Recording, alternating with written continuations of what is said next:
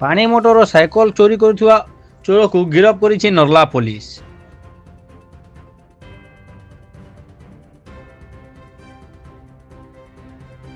ସୂଚନା ମୁତାବକ ନର୍ଲା ଥାନା ଅନ୍ତର୍ଗତ ଶେରଗଡ଼ ଗ୍ରାମର ନରେନ୍ଦ୍ର କୁମାର ସାହୁଙ୍କ ଠାରୁ ଗତ ଶନିବାର ଦିନ ରାତ୍ର ସମୟରେ ମୋଟର ଚୋରି ହୋଇଥିଲା। ଘଟଣାକୁ ନେଇ ଶ୍ରୀଯୁକ୍ତ ସାହୁ ରବିବାର ଦିନ ନର୍ଲା ଥାନାରେ ଅଭିଯୋଗ କରିଥିଲେ। ଅଭିଯୋଗ ପାଇଁ ନର୍ଲା ଥାନା ଅଧିକାରିଣୀ ଶ୍ରୀମତୀ ମମତା ପାଣିଗ୍ରାହୀଙ୍କ ନେତୃତ୍ୱରେ ଏକ ଟିମ୍ ଗଠନ କରି ତଦନ୍ତ ଆରମ୍ଭ କରିଥିଲା।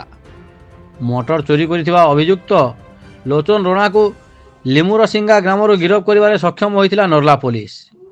ମୁଖ୍ୟ ଅଭିଯୁକ୍ତ ଠାରୁ ପ୍ରାୟ 11 ଗୋଟି ମୋଟର ଓ 5 ଗୋଟି ସାଇକେଲ ଜବତ କରିଥିବା ବେଳେ କେସ୍ ରେଜିଷ୍ଟର କରି ସୋମବାର ଦିନ କୋର୍ଟ ଚାଲାଣ କରିଥିବା ଜଣାପଡ଼ିଛି।